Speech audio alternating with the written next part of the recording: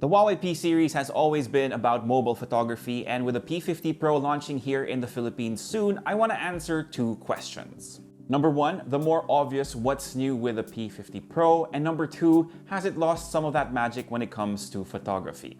Before we get to answering those questions, I just want to say that we don't have the official SRP for the Huawei P50 Pro just yet, and we got sent a marketing sample, so some features might not be working as intended. By the way, timestamps down below if you want to skip ahead to the camera part.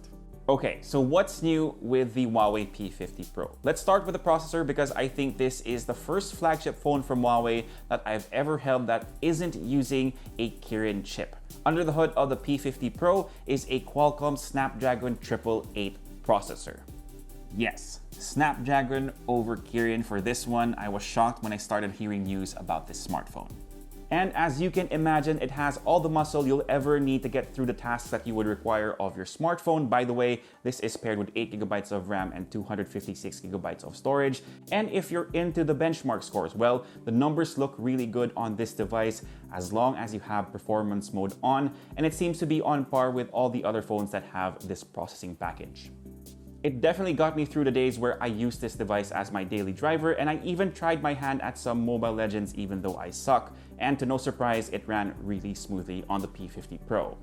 I do have a tiny problem with it though. The version of the Snapdragon 888 on the Huawei P50 Pro is the 4G version. Now that might not be a big problem for you, but I've been pretty spoiled with 5G connectivity, so it might not be a deal breaker, but I am disappointed, especially since this is a flagship phone.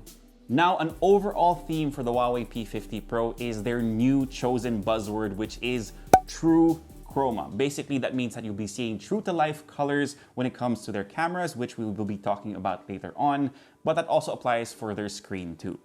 So you have a curved 6.6-inch OLED panel with a resolution of 1228 by 2700, giving you good pixel density at 450 pixels per inch. And it also has a refresh rate of 120 Hz and a touch sampling rate of 300 Hz. Honestly, we can only say buttery smooth so many times, though that seems to be one of the best ways to describe the experience. And if you haven't tried a display with a higher refresh rate, especially at 120 Hz, it is a different ball game. And if you ask me, it's not necessary, but it is a sweet feature to have.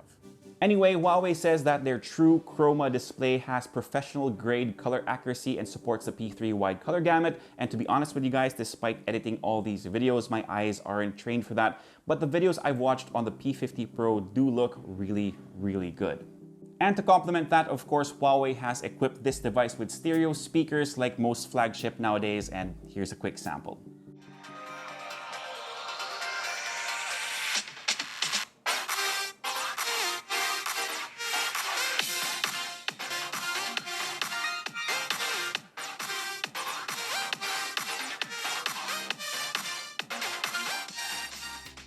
Now let's back things up and talk about the design of the phone.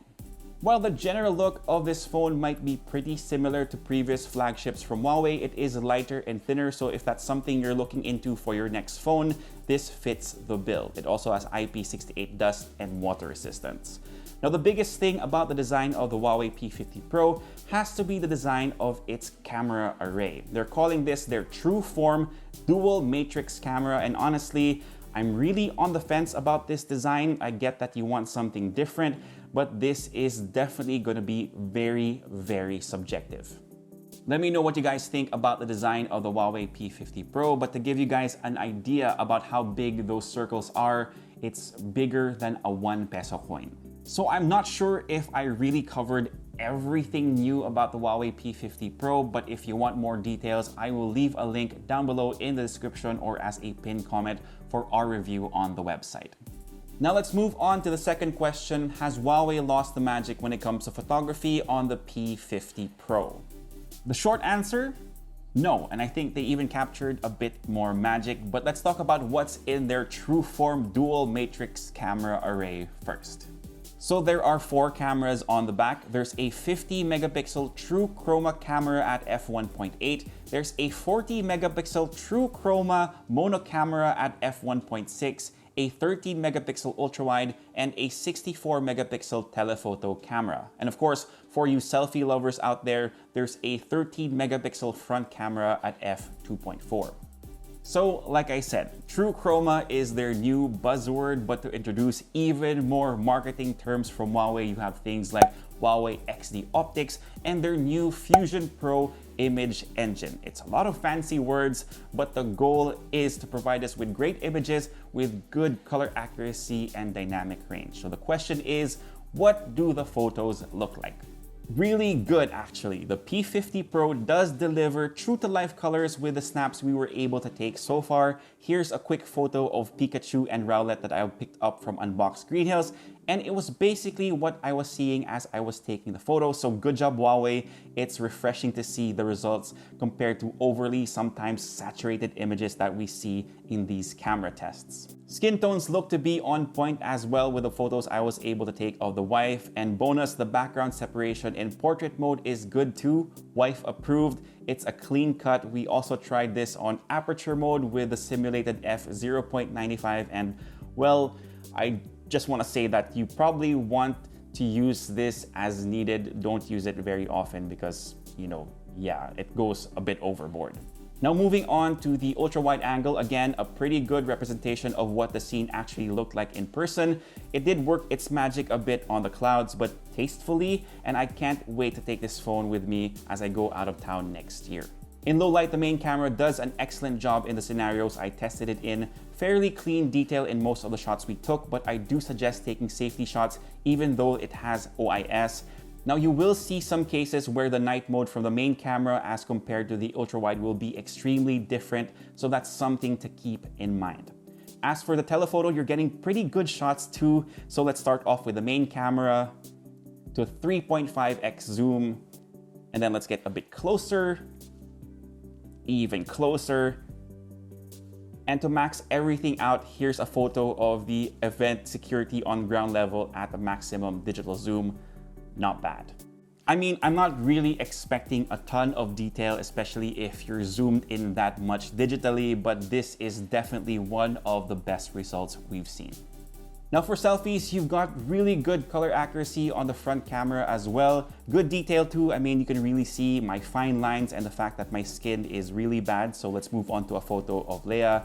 And again, not bad at all. Granted, she's in a mask, but you can even see some of the remnants of the purple dye on her hair. So I'm really impressed with the front cameras too. True Chroma working its magic. Like I said, I was only able to spend a few days with the Huawei P50 Pro. It does deliver the goods when it comes to mobile photography though. Huawei XD Optics, True Chroma, their new Fusion Pro image engines are definitely more than buzzwords.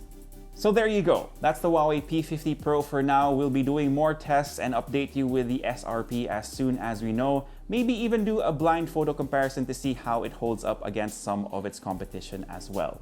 But that's it for now. I hope you guys enjoyed this video. If you did, give us a thumbs up, sub to the channel, and make sure you hit that notification bell. If you have any questions, leave them down below, and I'll try my best to get to them as soon as I can. For all the latest in tech, head to unbox.ph, plus follow us on Facebook, Instagram, and on TikTok. My name is Tito James. Peace, God bless. See you guys next time, and stay safe.